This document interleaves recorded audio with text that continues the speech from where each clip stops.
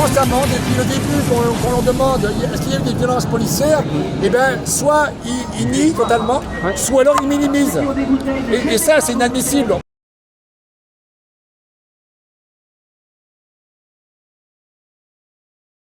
On ne peut pas tolérer ça. C'est-à-dire qu'il y a véritablement un comportement inhumain de la part de M. Macron et son gouvernement qui nie les violences policières. D'ailleurs, quand l'ONU a dénoncé les violences policières, quand Amnesty a dénoncé les violences policières en France, quand le défenseur des droits Jacques Toubon a aussi dénoncé les violences policières en France, comme la Commission des droits de l'homme à l'Europe a dénoncé les violences policières en France, et ben le gouvernement a dit, M. Macron et son gouvernement ont dit circuler, il n'y a rien à voir.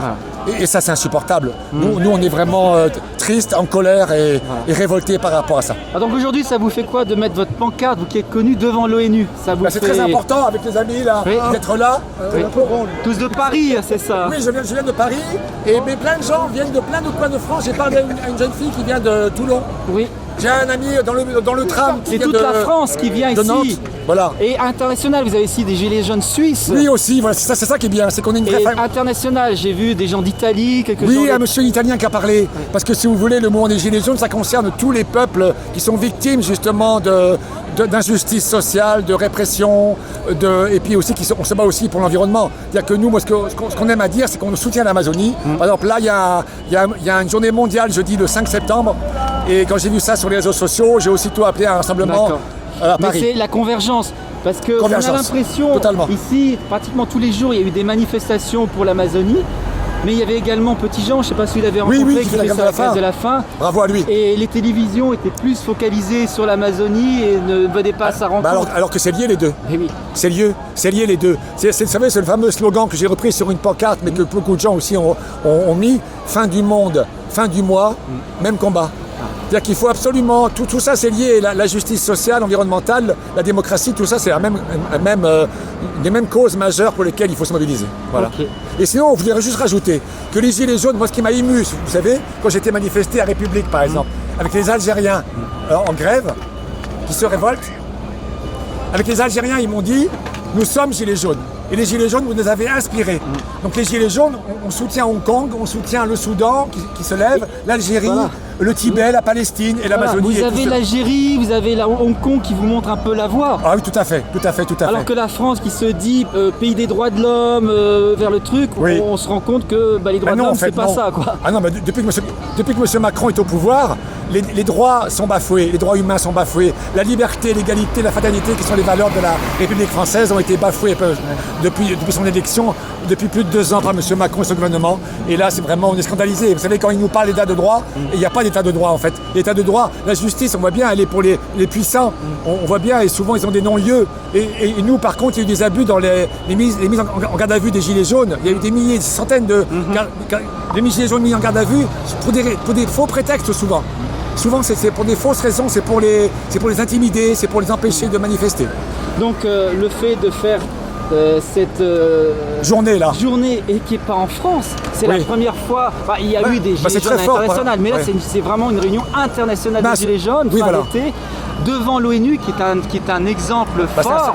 Très fort. Puis aussi, il faut tenir à lycée que Petit Jean, qui est un petit bonhomme qui touche le RSA, qui est bénévole comme médic, qui, avec ses propres moyens, achète son matériel, mais qui se le fait confisquer, qu'il a fait de la garde à vue, qui va peut-être aller en prison pour un procès de je ne sais pas quoi, a fait de lui-même donc une marche de 2000 km où il a prouvé que le mouvement des Gilets jaunes existait partout parce qu'il a pu retrouver des camps, la solidarité, et il a été reçu directement, lui, petit bonhomme, à l'ONU.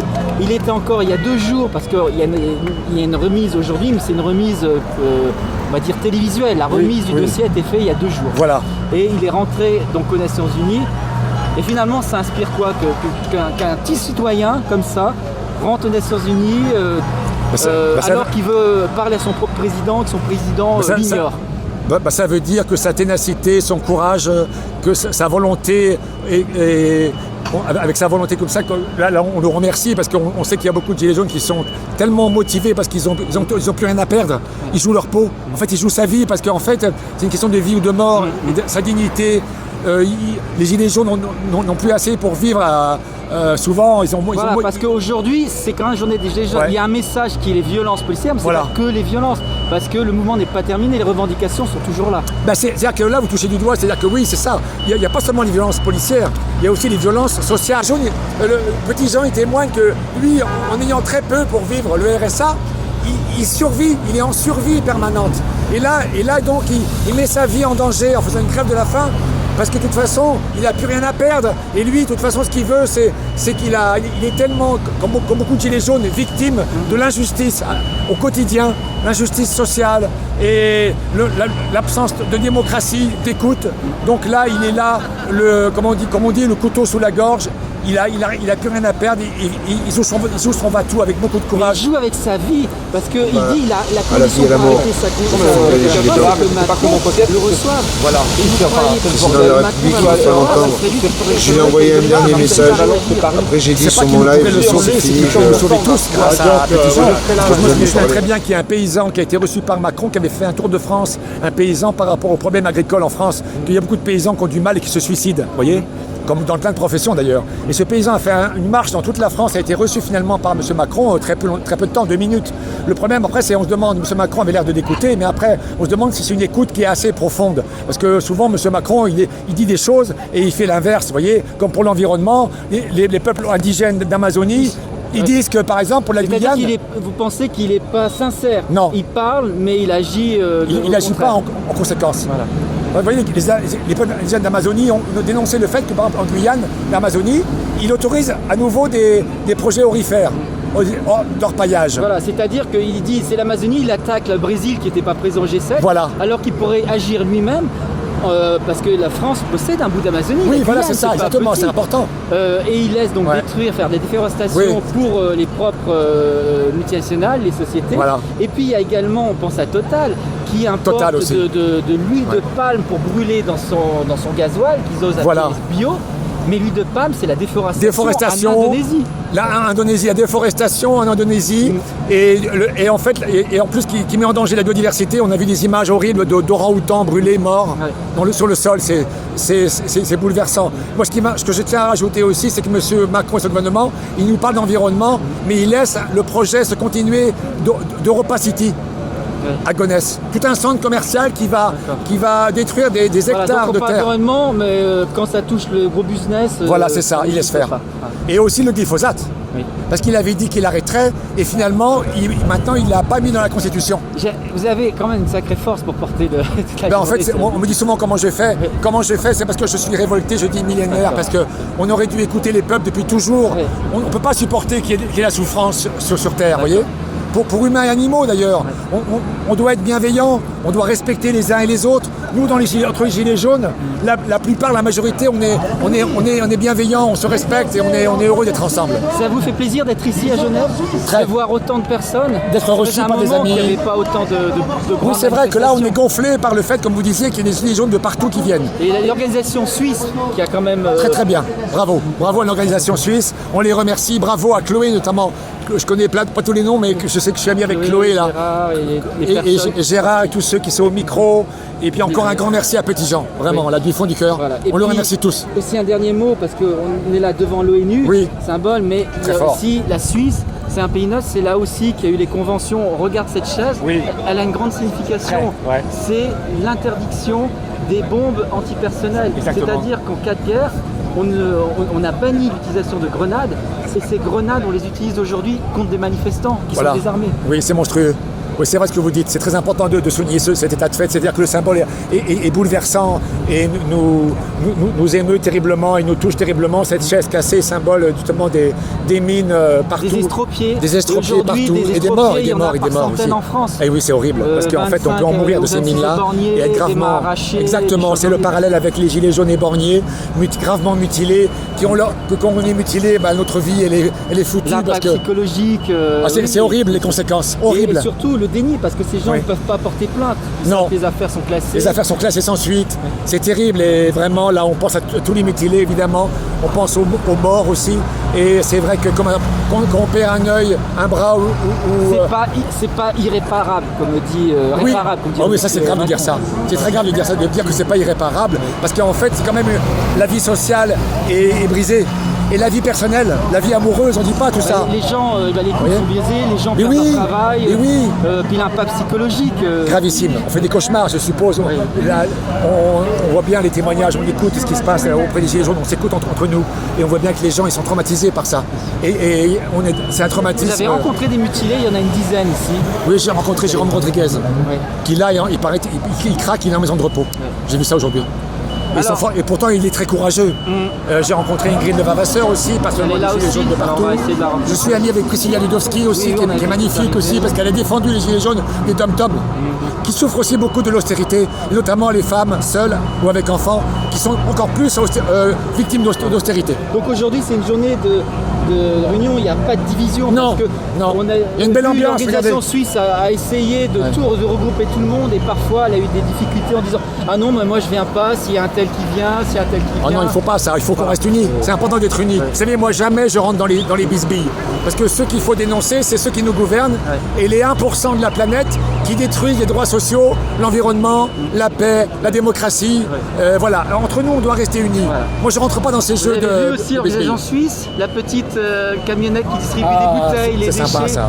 Regardez, mais les gens font plein de choses. Les gens sont magnifiques. Regardez comment ils ont ramené des décorations. Les gilets jaunes, ce qui est bouleversant, c'est les gilets jaunes décorés aussi. On écrit, ça m'a beaucoup touché. C'est quand j'ai vu des gens qui avaient sur leur gilet jaune dessiné le portrait de Coluche. Ah ben Coluche serait là, Coluche il serait gilet jaune de la première heure, ou Daniel Balavoine, il faut les citer ces gens-là. Pourquoi est-ce que vous pensez que cette manifestation, ça pourrait être un tournant, ça peut relancer, oui, je pense. C'est un signal fort, très fort. En espérant que ce soit relayé par les médias voilà, français, c'est ça. Parce qu'ils n'en ont pas parlé. Non, mais là je sais que vous êtes nombreux en tant que médias institués ou alternatifs, tous les médias sont unis aussi, parce que vous aussi en tant que médias vous êtes concernés par l'austérité, par la planète, il y a eu par l'environnement. 110 journalistes qui ont été blessés, certains, violentés. Qui ont été arrêtés. Ça faut le dire, c'est très bien, c'est important. J'ai des collègues qui viennent d'Allemagne, qui sont venus ici, qui ne voulaient pas être hébergés en France parce qu'ils ont dit ils peuvent aller en prison, parce que si en Allemagne ils sont dénoncés, parce que c'est dur aussi en Allemagne, il y a des problèmes, on peut aller en diffamation, aller en prison. Il y a un journaliste qui a arrêté et contrôlé par un Français, avec l'accord justement d'Aix-la-Chapelle, permet de l'extrader immédiatement et de le mettre en prison. Oui, ils ont arrêté par exemple un journaliste qui couvrait les manifestations, vous savez, intermondialistes. C'est ça. Ils l'ont arrêté à Dijon. Ils l'ont arrêté à Dijon, c'est gentil madame. Ils l'ont arrêté, mais c'est pas normal. On doit la liberté de la presse. Vous savez, une fois j'ai fait un rassemblement en soutien avec des gilets jaunes. J'ai appelé un rassemblement de soutien à Place de la République à Paris pour Mediapart, qui a été menacé de perquisition. Parce que sous Macron, il y a aussi ça. C'est la liberté de la presse est menacée, on voit bien. Et donc, mais c'est tout à fait ça. Prennent conscience en disant que la France a toujours été le pays de la Révolution. Et oui. Si la France cède là-dessus, la France a quand même, devant l'ONU, un siège au Conseil de sécurité. Exactement. Donc, c'est-à-dire elle a un droit de veto. C'est bravo. De très important. Oui. C'est gentil. Si la France devient finalement une dictature comme une autre, qu'est-ce qu'on peut espérer?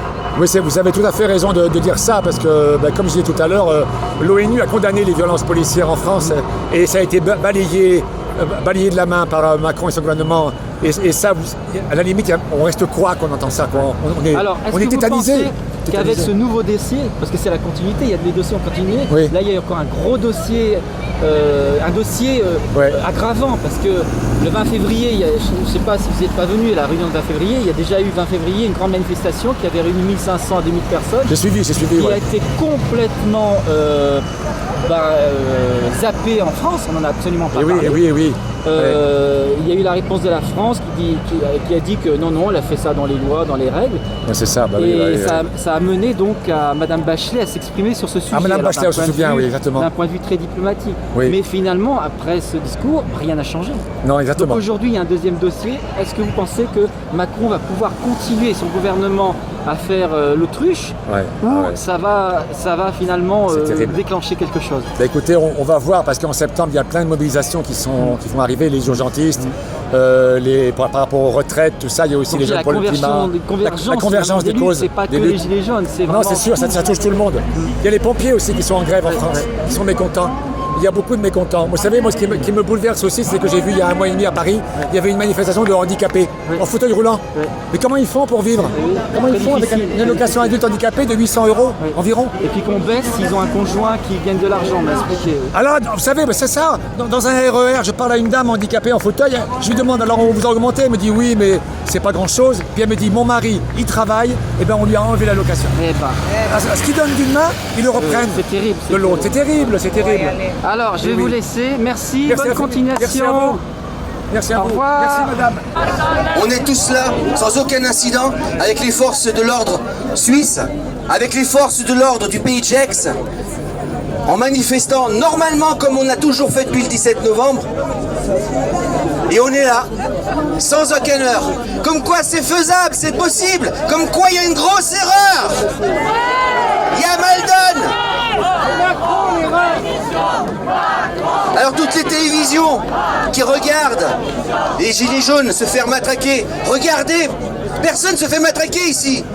Non, personne ne s'est fait matraquer dans le pays Gex. Non. Pourquoi? Alors parce que ici c'est pas pareil.